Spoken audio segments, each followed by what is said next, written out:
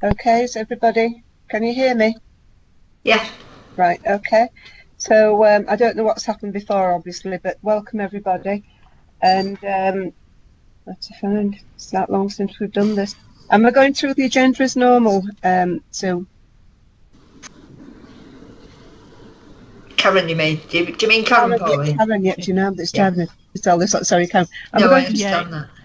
Right, okay. If you just follow the agenda as normal, the agenda on page 3.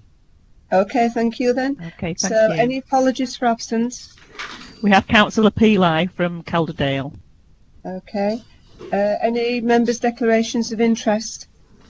I've not received any prior to the meeting. Thank you. To item 4, to approve as the correct record the minutes of the meeting on the 20th of February for those who were in attendance. Are we happy with the minutes? Yep. I've not had any items, any urgent items. Have we anything, Karen, that I'm not aware of? No urgent items, Chair. Okay, item 6, exclusions of the public and press. Yep. Yeah, there are no reports on the agenda that are exempt. Thank you. So now, item 7, page 9, the draft statement of accounts. Can we move on to that one, please? That's Michelle. Thank you, Chair. I'm just going to present my screen.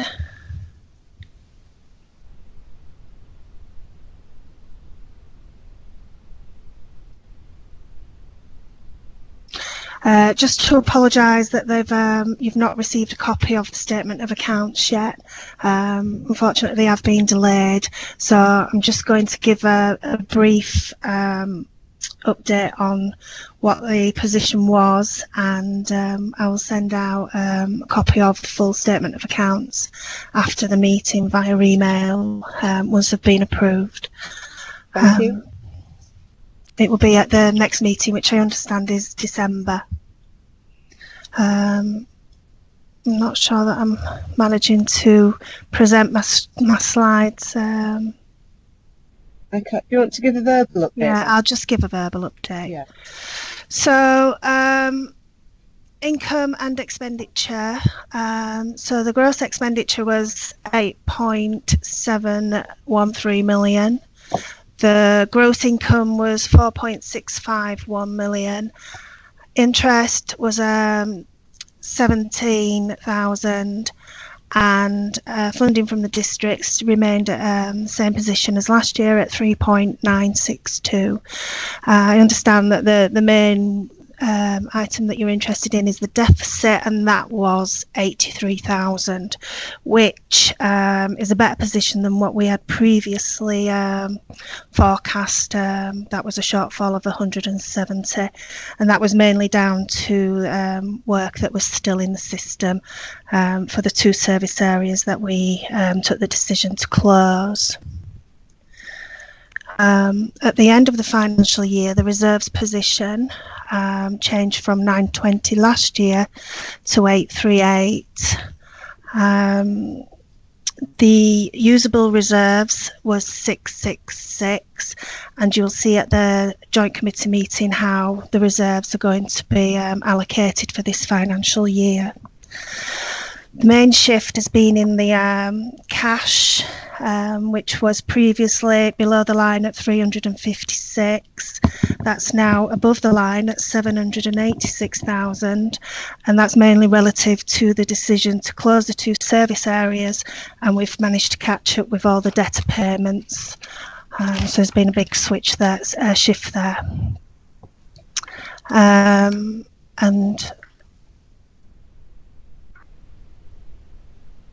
that's the update for now. Like I said, I will send out a copy of the full statement of accounts shortly. Is there any questions? Thank you, Nina. Do we have any questions or comments on Nina's report? And we're happy to receive the full statements later. Thank you. Thank you. Any comment? No? Okay. Thank you, Nina. I'll just get back into my... Okay, so we'll now move on to item 8, the annual government statement, action plan. And Susan. Thank you, Susan. Thank you, Chair. Can everyone hear me okay? Yeah. Good. So this is the usual report that we bring at this time of year. Obviously, we'd normally bring it in July, and we would provide a draft annual governance statement at that point, and then confirm it later. But I'm hoping that we can do both of those together today. The tables with the principles in starts on page 18 of your papers. So again, this is fairly standard template with the key principles contained within it, and we have updated those, and Jason Brooke from Audit had the opportunity to review that and make some comments which I incorporated as well. I think the ones of interest, principle 6 on page 24. If you look to the bottom of page 25, business continuity and disaster recovery plans, clearly that's been a big issue for us over the last 6 months, business continuity with the COVID lockdown position. I have provided members with some updates over the last few months, but just to give you a short summary, we had a period when the Morley site was closed, and it was literally a matter of days. We then reopened for the asbestos work because clearly that was urgent. Our archaeology teams were back out on site within about 3 weeks, so about the second week in April. And by end of April, early May, we started to get some of the calibration staff back in, because obviously their work is very much based around the building, and we had some customers who very much wanted that work to proceed. Obviously, we spent a lot of time getting the building COVID safe and secure, and we've managed a very gradual return to the office of different teams, focusing on the ones that needed to access the building to do the work. But as of now, this week, all staff are back for around 2 days a week. That's the most we can manage with the social distancing, and that's quite a good mix, I think, for staff as we move forward. So business continuity has been a challenge, but I think we've done pretty well. Our IT was very robust. We were very happy with that, and many of our staff did work from home on occasions. I think all but a handful of staff had laptops, so we were able to all just go home on the 23rd. Some went home before that and literally just carried on as they were used to. So that was positive. I think the next thing probably to pick up is towards the end of the paper. So on page 28 of your papers, under principle for the review of the effectiveness, at number 6 on page 28, we've had no complaints to the Ombudsman, so that's very positive. We've had 4 complaints against the service in 1920, 3 weren't upheld. One was that there was an issue around the results of some testing in analytical services. We did have to make a refund to the client. I think it was around £2,500 for that one. The ISO accreditation, that was reviewed. We had a full assessment process in July this year, and we passed that. So that was really positive news. And we are moving that towards a SharePoint based system, which staff already are finding much more accessible, so therefore more likely to use that. So that's a work in progress as we transfer to SharePoint. Over on page 29, under number 13, information governance. This is an area that we have been struggling with. It's a huge piece of work, as I'm sure all members will appreciate, from their own authorities. We did initially, about 3 years ago, appoint a senior information governance officer. She left after 12 months. She got poached. Those jobs were very popular at around that time, and still are. We just due to budget constraints, we didn't fill that role, so that has been a challenge to continue with the work. We're not where we need to be by any means. We had 7 minor data breaches during 1920. None of those were reportable externally. They really were very minor, email correspondence being sent to incorrect addresses, and we dealt with those on an individual basis, and we didn't receive any complaints about any of those. We have not had our working group meet since September last year, and I'm sure when Jason gives his report later on, he'll raise some concerns around that. We are trying to get that back on track, and I can provide an update on the kind of things that we're missing if members would like that. Over on page 30, we had 17 FOIs, all were responded to. From memory, I think pretty much all on time as well. So moving forward, section 5, this is the area where we look at significant governance and issues and challenges going forward. Clearly, we are still feeling the impact of the closure of the two services, materials testing and analytical services. Jason's team did an audit on the closure of those, and that went very well. They were very satisfied with the way that those two services had been closed. I'm happy to say that we've managed to sell much of the equipment. There's somebody in today with a wagon collecting quite a bit of it, actually. So I think we've recovered around £100,000, which will go into our capital pot from the sale of that equipment. Obviously, it was done with all the appropriate processes, as I'm sure you'll expect. A few other challenges going forward. Our IT strategy and our IT SLA is due for renewal or otherwise with Leeds City Council in 2021, so I'll be starting some conversations with them shortly.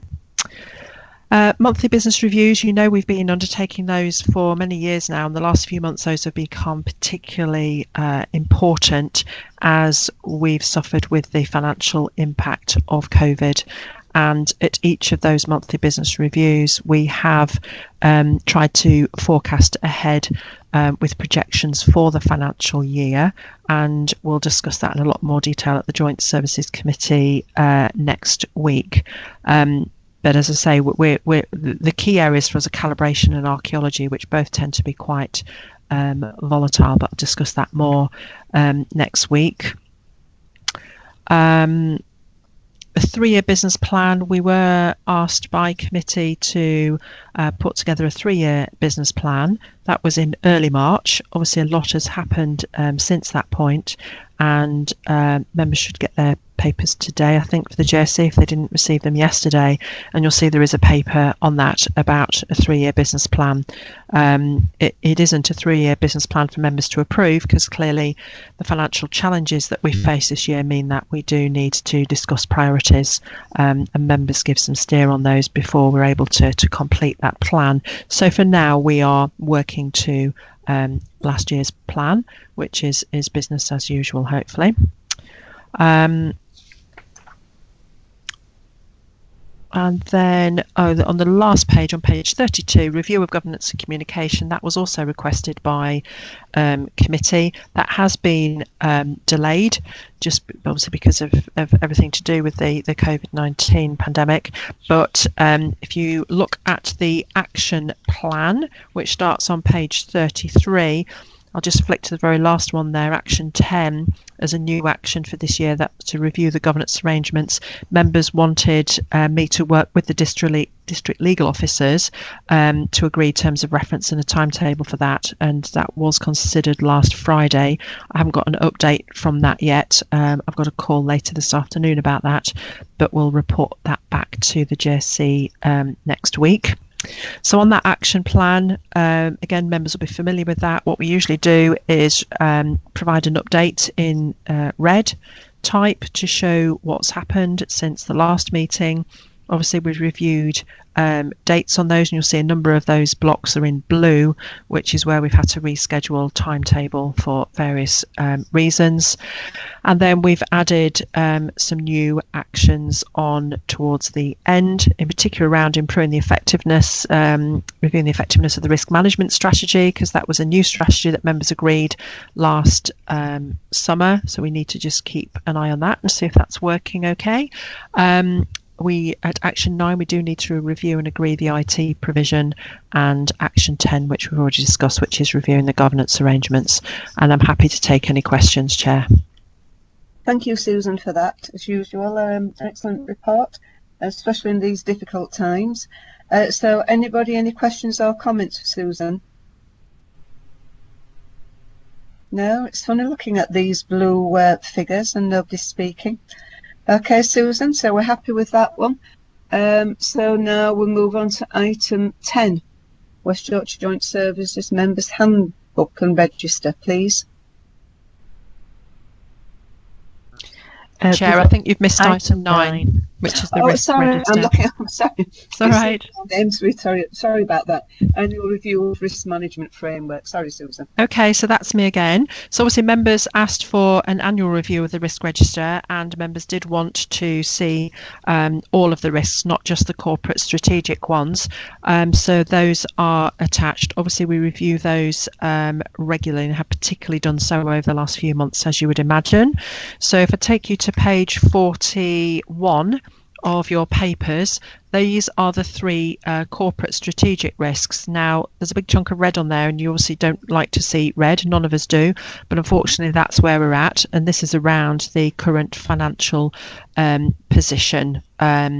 So in the narrative there, I've given some of those key dates when I've updated members, but also where I've liaised very closely with Neil Warren as the Section 151 officer at Wakefield, and also the chair, because obviously the financial position has not been good. So at the moment, as our management team, we reviewed the scores on that, and we've increased the probability and impact. So that is currently coming out at a 20, which is not, as I say, where we'd want to be. I don't think there are any significant changes to the scores of the operational ones. We have reviewed them. We've reallocated the owners of those following the departure of David Lodge and Stephanie Norris. So all of those have now got a new owner. Happy to take any questions, Chair. Okay, thank you for that, Susan. Any questions for Susan? No? Okay, then thank you, Susan. We'll move on to item 10. Members Handbook, please.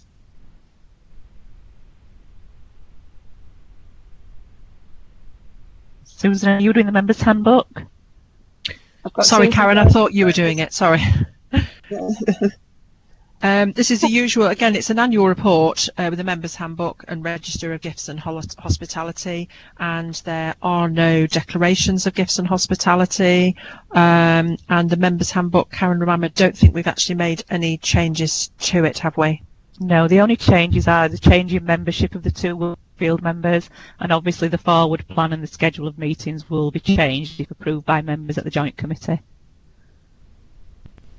Any comments or questions on the handbook? No?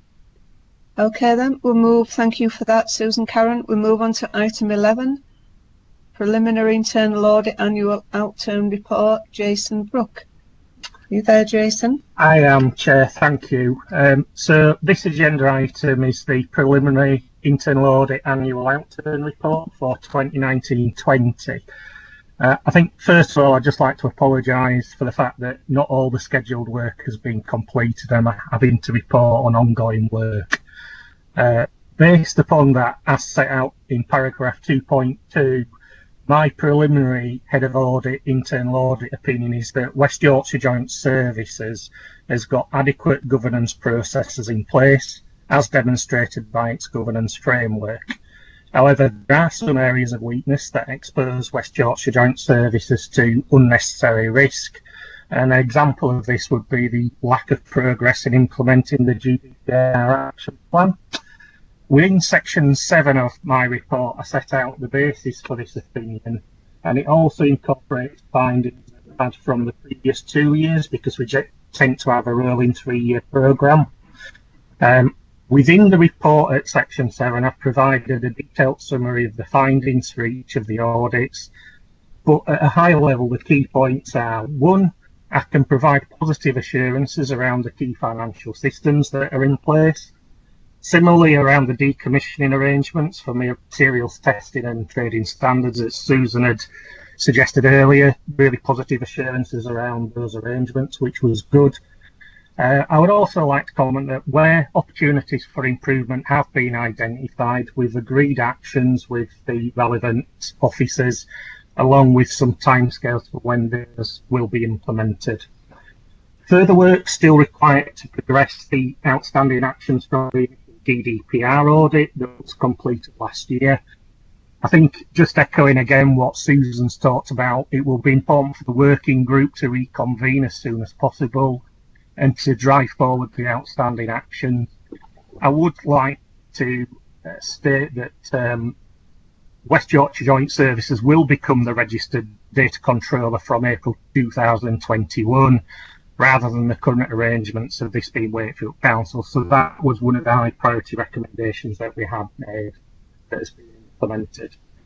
In relation to the business continuity audit, obviously, as Susan's highlighted again already, we've had the COVID-19 pandemic, and whilst it's had its challenges, I think it's had the one benefit of actually testing the resilience of business continuity arrangements. So I'd echo what Susan's already said, and I can provide assurance as well to the committee that there is a business continuity plan in place, which effectively acts as a combined policy, procedure and a plan, and that is further supported by formal business continuity impact assessments for each of the different service areas, which again is in line with good practice. In terms of emerging findings from the audit, I think it'll be like a lot of our local authorities, where it's the time for West Yorkshire Joint Services to reflect back on things that they've implemented since lockdown and just incorporate those into the relevant business continuity plans and policies, etc. Finally, in relation to the audit on corporate governance, it is still progressing and testing should be finalised in the next week or two. Given the audit coverage that we've got in the plan and the separate work that Susan mentioned around looking at governance arrangements, the scope of the audit's quite restricted to decision making, structure and performance reporting. Pleased to say that there's a lot of areas of good practice that West Yorkshire Joint Services have in place, and this has been compared against the Sit for Solace document, delivering good governance framework that we all use in our local authorities. There are some areas for improvement that I've documented at paragraph 7.22, and I'll report back to this subcommittee at our next meeting on the final findings.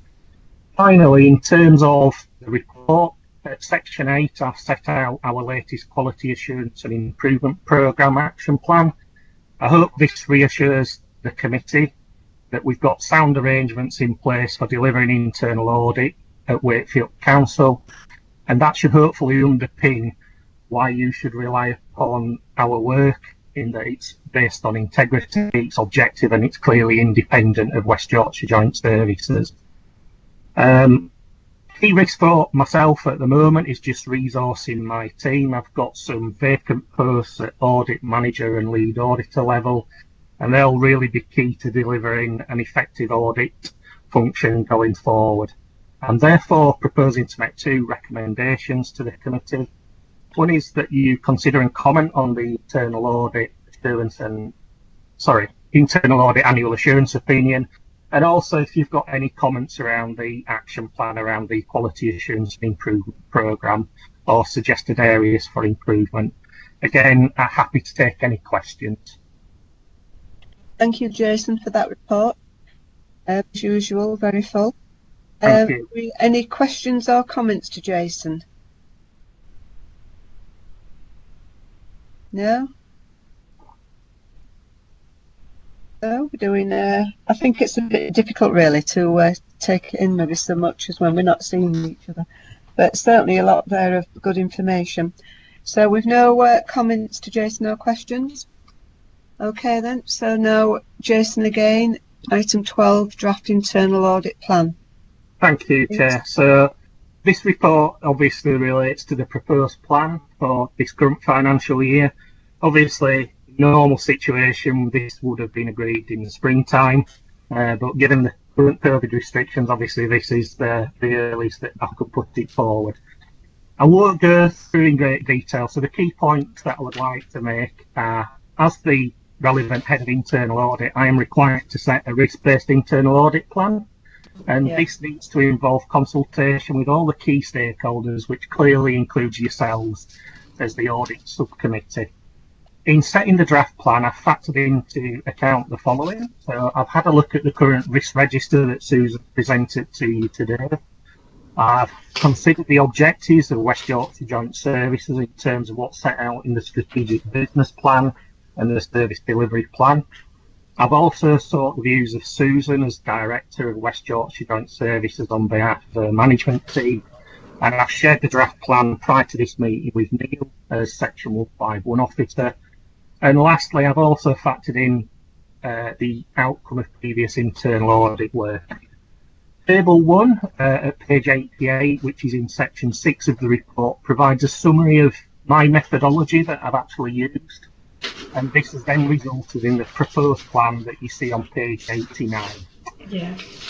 Similar to what Susan said, again, we normally do a 3-year plan, but I think with the current uncertainties regarding governance arrangements at West Yorkshire Joint Services and the COVID restrictions, I've set it as a 1-year plan, and then once things start to return to normal, we can look at going back to a 3-year plan. The plan is based on 55 audit days, and it will cost West Yorkshire Joint Services £19,525. It's my professional opinion that it will be sufficient to provide yourselves with a meaningful opinion, which can then feed into the annual governance statement for next year. Okay. I'm therefore recommending this plan to the subcommittee. More than happy to take any questions or consider any other areas that you would like me to include. So any questions, please? Thank you again. Have we taken into account that due to the budget positions that the authorities will be in, that if there were a cut to how much that was given from each authority, because that could be because the budgets will on all authorities has been cut. Yeah, so we looked into that. It's something that I've considered, Chair, but I thought that might be best for the group that Susan's going to be reconvening, looking at the governance arrangements and the future of West Yorkshire Joint Services and how each of the member authorities can support them. I'm more than happy to have a look at that and provide some independent assurance if you wish, Chair. So. Okay, thank you. I just obviously it's something that we need to be wary of. Yes. Any questions or comments to Jason? No. No? No? Susan, is there anything you would like to add to that? No, Chair, thank you. Okay. Okay, then, well, thank you, Jason, for that. Thank you, Chair. And it's really strange looking at these 1, 2, 3, 4 blue bodies. Item 13, Partnership Register. Michelle Wilson, please. Thank you, Chair. So this is a standard half-yearly report that provides an update to the members on significant partnerships that will continue to operate in 2021. An extract from the register can be seen on at Appendix A on page 95. Amendments to the register since the last report to this committee are included in the main body of the report on page 92. The report is mainly for noting, but also provides an opportunity for the members to seek further information on the partnerships. Happy to take any questions, Chair. Okay, thank you. Any questions or comments? Chair, it's just a comment about what's happening at Cleese. It looks as though there's been a change there. It's not going ahead as originally planned, and there's now this look at this cultural heart. It's just a comment, but it looks like maybe I'm not up to it, but it looks like there's been a change there. I don't understand what you mean by a change. Well, originally, was it to go with the university, or is the university still involved? Would you like me to comment, Chair? Please, Susan. Yeah, so there was a project, if you look at 5.4 in the report, there was a project on there which was a proposed Heritage Lottery Fund bid combined with the University of Huddersfield to co-locate our service with theirs at Heritage Quay, and that did progress quite a way. We identified several different sites along the way and bids were put together, but they were never submitted, and that proposal, Kirklees weren't comfortable with that. In the end, everyone agreed that we wouldn't proceed with that partnership, so that's taken off there.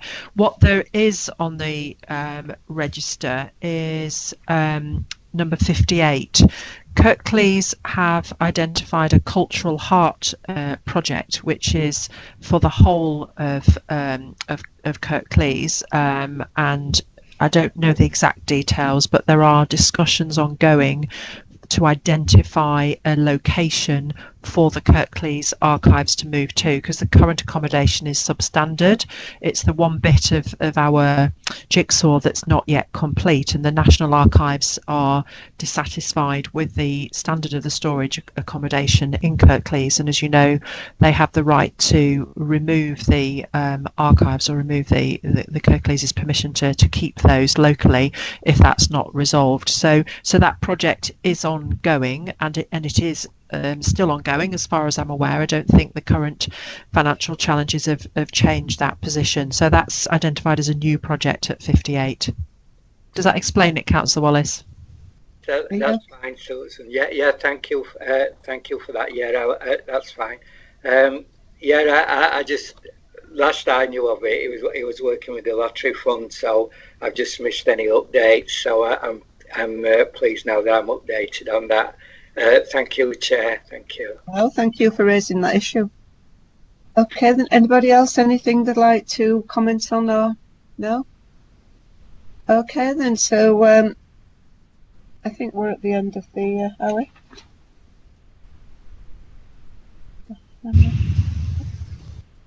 Yes, Chair, that's all the items complete. Yes, okay. I can't believe how quick that's gone.